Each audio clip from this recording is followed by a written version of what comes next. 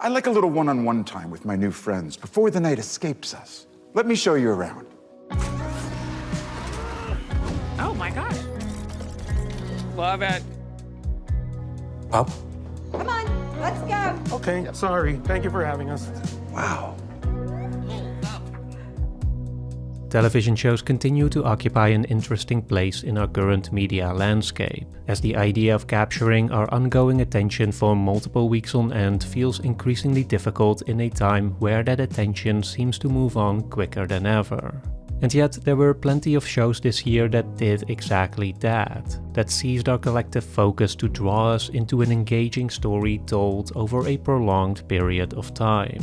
Personally, I've been watching a lot of television this year, a lot of great television, which is why this year, for the first time, in addition to my big end of the year video in which I talk about my favorite movies, which is coming very soon, I also wanted to make a dedicated video to honor my 10 favorite TV shows.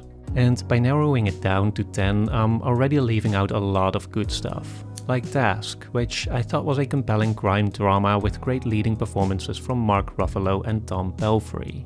Or The Bear, whose dysfunctional cast of characters is always a delight to hang out with, even if this fourth season didn't quite reach the heights of the second one. I also really enjoyed the third season of Reacher, which is basically comfort food, but the good kind. Alan Ritchson just remains pitch perfect as this classically big, smart and righteous hero who stands for pure and simple virtues.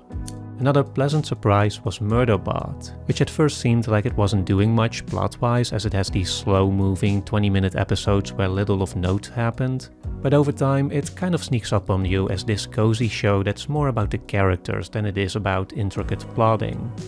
Lastly, I also want to give a special mention to Paradise, which is basically a fine 7 out of 10 show with one amazing 9 out of 10 episode. Be sure to go into this one blind because it does have some interesting twists and turns right from the beginning that are best experienced unspoiled.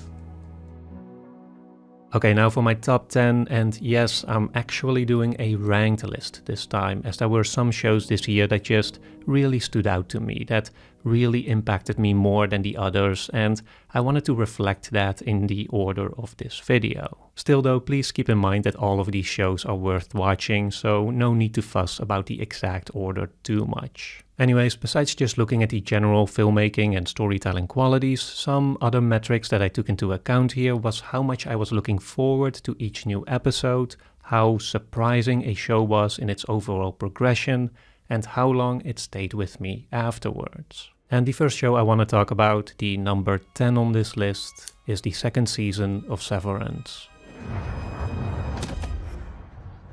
Hi, Mark. Mr. Milchard. I see you left work 6 minutes early. I was a big fan of the first season, even made a whole video about the psychological dynamics between memory and identity back in the day, and so I was really excited for the show to return, especially considering how it ended on such a cliffhanger. And for the most part, the continuation of this strange office tale about work and grief and self-identity did not disappoint. The filmmaking especially is just immaculate. They've really created such a unique aesthetic that is unlike any other show. And the core cast is as wonderful as ever, especially when they're all together and their group dynamic really shines. Okay, this is kind of important, Dylan. Yeah, I'm in a good groove here, but don't worry about it, I'll get to it. Which also brings me to the main reason why this show isn't higher on this list, and that's because as much as I admire this show, there were also moments where I felt somewhat emotionally disengaged from it. This season felt like it became more about the big mystery, which was a natural and much appreciated evolution from the first season, but this also made me realize that I actually enjoyed the mystery more as a sort of contextual atmosphere rather than the central focus of the story, and that I kind of missed the fun factor that was more prominently present in the first season.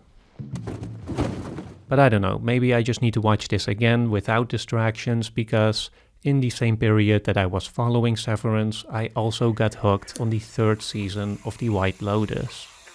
สวัสดีค่ะ Welcome to the White Lotus in Thailand ค่ะ Thank you. I absolutely love this show. I think I've seen the first 2 seasons like 4 times now. I just love the way creator Mike White explores so vividly these subconscious dynamics within human relationships. And I like how each season has its own distinct setting while still having the same overarching style to bring them together into a greater whole.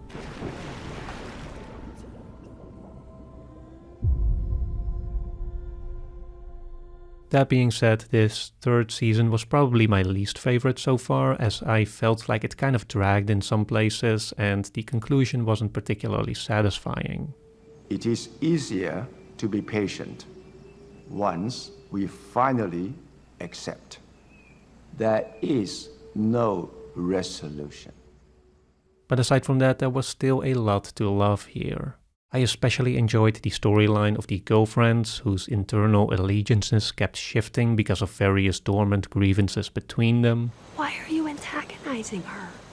Look, I'm not like you. Sometimes I just have to be honest. And that of the Radcliffe children, and Saxon in particular, who starts out as this hyper-masculine jerk who slowly unravels and has to come to terms with his own fragility. More generally, I also think that this is just such a well-directed show. It has such a unique vibe and such beautiful visuals that make this show an absolute pleasure to watch over and over again. And I can't wait to see where it's going next. I heard the next season is set somewhere in France, so I'm sure that's gonna be a real treat. But first we're heading over to the UK for the number 8 on this list, which is the 5th season of Slow Horses. Open or closed? Fuck off. I feel like this show is still flying under too many people's radars. It's about the Slough House, which is basically this dumping ground for disgraced MI5 agents, and which is led by Cold War espionage veteran Jackson Lamb, played by Gary Oldman in an unsurprisingly iconic performance. Oh, I think you gave me lung cancer. Was that a fart? Yeah, mostly. Despite being the titular Slow Horses of the UK's intelligence agency, Alright. each season Lamb and his dysfunctional group of agents nevertheless end up playing a key part in a threat that their country is facing. Doesn't make any sense. I mean, why try and disrupt London traffic when it is already permanently fucked? It's a classic underdog premise, yet what's so fun about it, and which is also especially emphasized in this almost dark comedy of a 5th season, is that the Slow Horses really are where they belong. They're not like secretly great heroes who are just temporarily displaced. No, this really is a sorry bunch of characters. They are riddled with private issues, are constantly in conflict with one another, and often make things a lot worse before they eventually get better. But they do mean well, and when push comes to shove, they do care about each other, which makes them just sympathetic enough for you to come to care about them too. Fuck me! You lot were really paying attention for once. On number 7 we have a show I did not see coming at all, one that quite literally emerged from the grave. Dexter Resurrection. A beating heart. I'll take it. Admittedly, I had stopped watching Dexter after season 4, I think. I also hadn't seen any of the spin-offs, and so for the first 2 episodes of this, what I guess is technically a legacy sequel, I was mostly playing catch-up. But I liked how the show used its nostalgic elements mainly to set up a new story in a new city with mostly new characters. And once that took off, I was absolutely locked in. Praying. Not my strong suit. I'd almost forgotten just how much fun it was to look at the world through Dexter's point of view. To see him navigate these benign social interactions as if he's on an alien planet. Dexter! My friend! Friend, trying to avoid those, especially ones on security cameras. It's just such a wonderfully heightened expression of the awkwardness we all experience at times when we're feeling a bit out of place. One thing I admired in particular about this new season was the pacing. The story starts off in a classical Dexter fashion as he's hunting a murderer in New York City. Good morning, Ronald.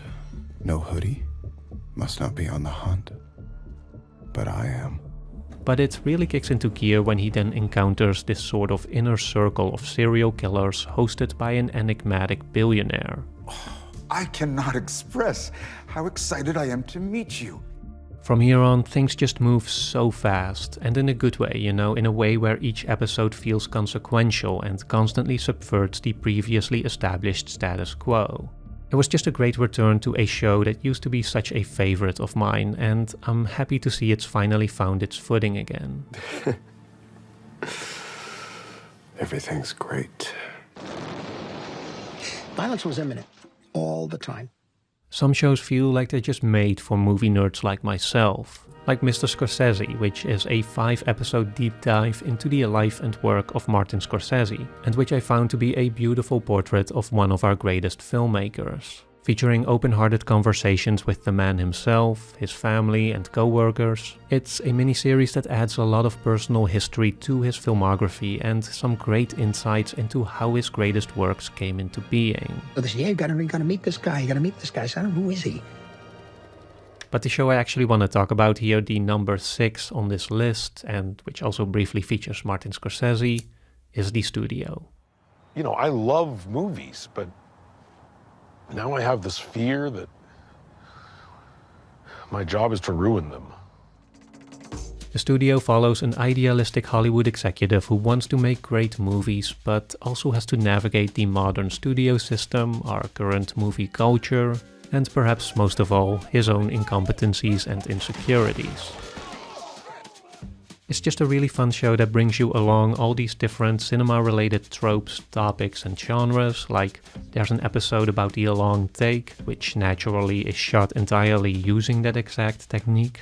There's an episode that's more like a film noir mystery, and one where they argue about what casting choice would offend the least amount of people. That feels good. That is progress. You know what I mean?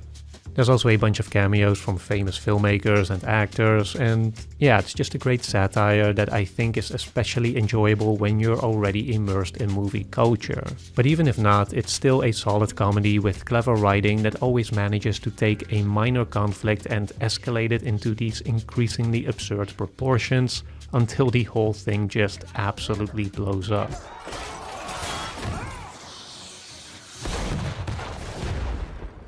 Andor was already one of the better Star Wars stories in recent memory, and this much anticipated second season only reaffirms that.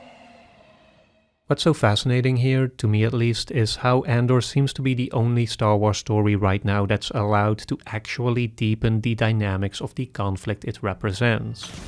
I think this is in large part because it's not about the Jedi, which, as I've discussed in a video earlier this year, have been stuck in an identity crisis that's grinded the entire franchise to a halt. But anyways, in this second season, Andor continues to explore the insidious mechanics of oppression and the complicated nature of the rebellion against it as tensions slowly escalate to an absolutely accelerating finale.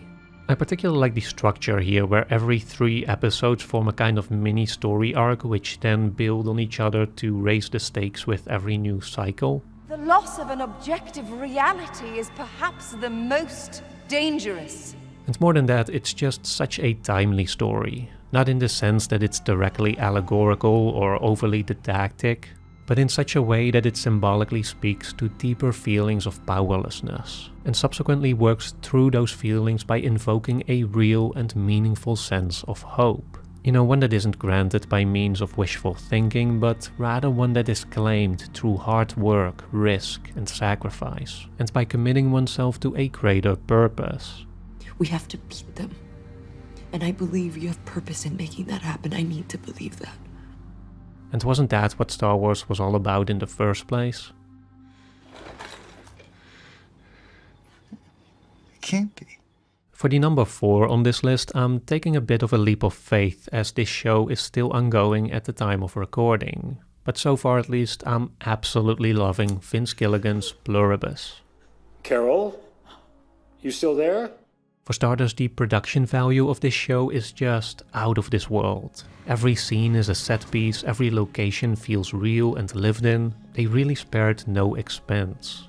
And besides just looking really impressive, it also meaningfully serves this globe-spanning tale of what is essentially an invasion of the body snatchers. Except instead of aliens, it's a sort of virus that turned everyone into a happy hive mind. We just want you to be happy. Well, everyone except for Carol and a few others. who are left to cope with loss, grief, and with a strange kind of loneliness now that everyone but them has essentially become a single conjoined being. Carol, may we sneak past you here? What I think is especially refreshing about this take on the classic sci-fi genre is how the hive mind functions. Like normally it's the alien presence that clearly captures the critiqued aspect of humanity, you know, it's the unthinking mob, it's personified ignorance or brainwashing or something like that. But here it feels like the hive mind is more of a mirror that reflects the flaws of the beholder, that is to say of Carol and the other leftovers, whose psychological and emotional isolation painfully emphasizes the limitation of our individualistic nature, never being able to fully know those close to us, and always suffering in some way from the consequences of that. What did Helen think of my books? Instilling us with fear, paranoia, greed, envy, and so on.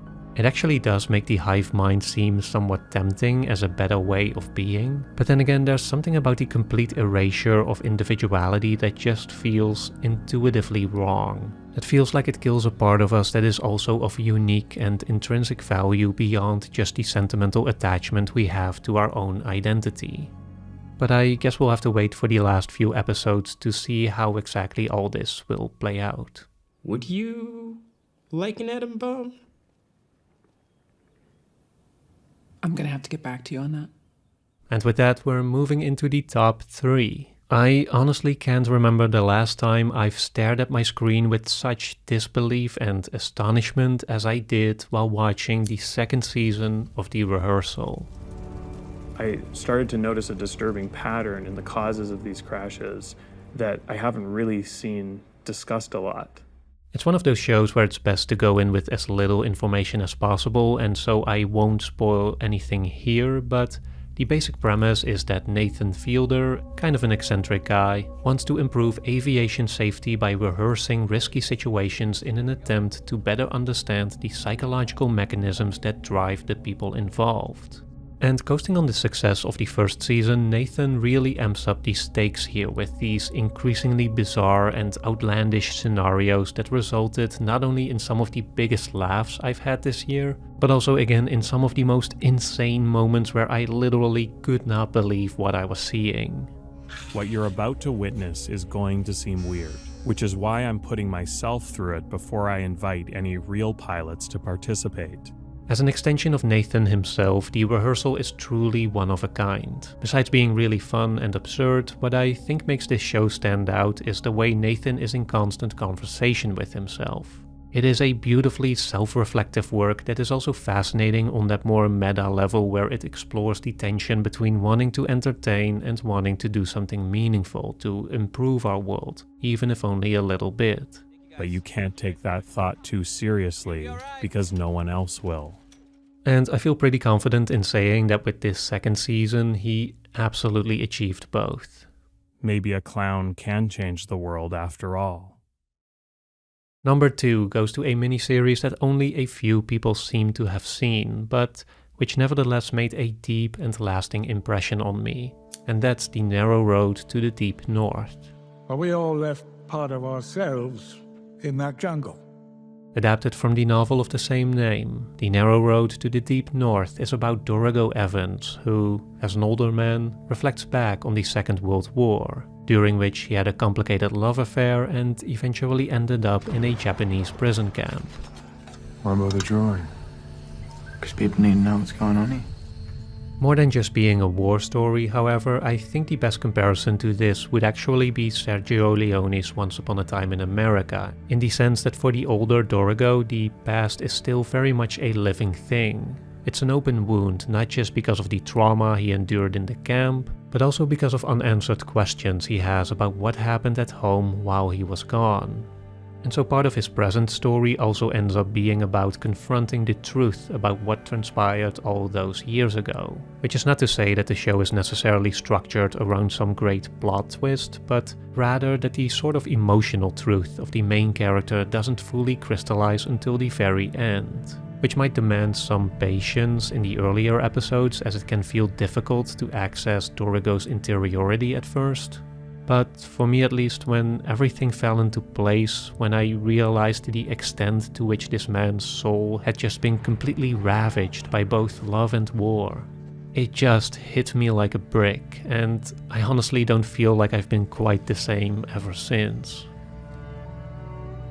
I also have to praise Justin Kurzel's atmospheric direction and the hauntingly beautiful soundtrack by his brother Jet Kurzel, which come together here to create some of the most harrowing but also some of the most stunning and heartfelt sequences I've seen this year, and which have absolutely elevated this story into one that just pierced right into my soul.